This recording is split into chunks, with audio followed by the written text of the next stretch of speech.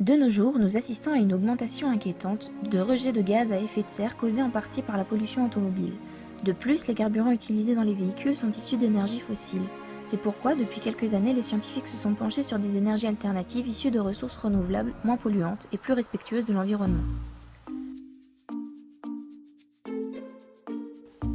Nous nous sommes donc intéressés ici aux étapes de fabrication de bioéthanol de deuxième génération à partir de paille.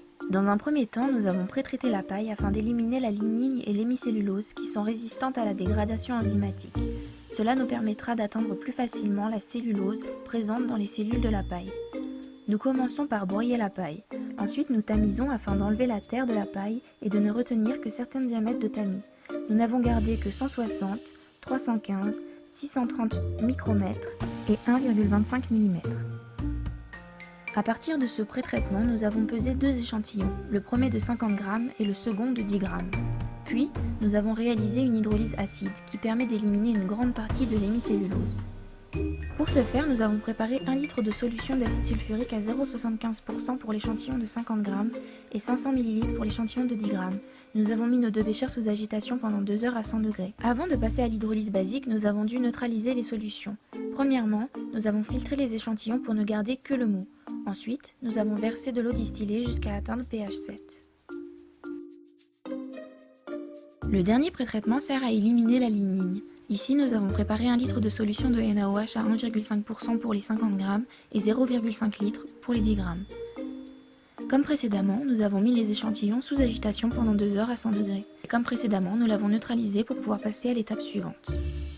L'hydrolyse enzymatique va nous permettre, grâce à des enzymes cellulases, d'hydrolyser la cellulose en glucose. Les cellulases sont issues de champignons nommés Trichoderma raceyi. Nous avons décidé de diviser nos deux masses pré-traitées en plusieurs échantillons.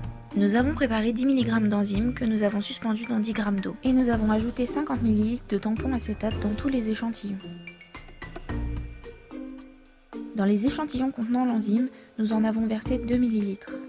Enfin, nous avons incubé à 50 degrés sous agitation à 150 tours par minute pendant 48 heures.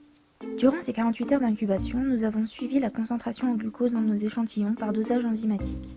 Exploitation des résultats. Concernant l'échantillon de la paille pré-traitée sans enzyme, on observe qu'il y a absence de glucose, ce qui est logique par rapport à l'échantillon de la paille pré-traitée avec enzyme où il y a présence de glucose. Si l'on regarde l'échantillon de la cellulose pure, on remarque qu'il y a production de glucose, ce qui confirme que le glucose est produit à partir de cellulose. Donc plus il y aura de cellulose, plus il y aura de glucose à la fin. On peut aussi voir que plus l'hydrolyse enzymatique est longue, plus il y a de glucose.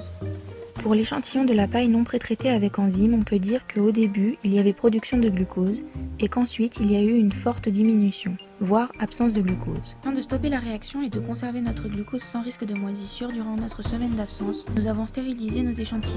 Nous les avons autoclavés pendant 1 heure, puis une fois refroidis, nous les avons mis au réfrigérateur. À notre retour, nous avons effectué la fermentation. Elle sert à transformer le glucose en éthanol. Nous avons ajouté 5 ml d'inoculum dans lequel il y a notre levure Saccharomyces cerevisiae. Pour finir, nous les avons incubés à 100 tours par minute à 30 degrés. Enfin, il ne nous restera plus qu'à réaliser la distillation.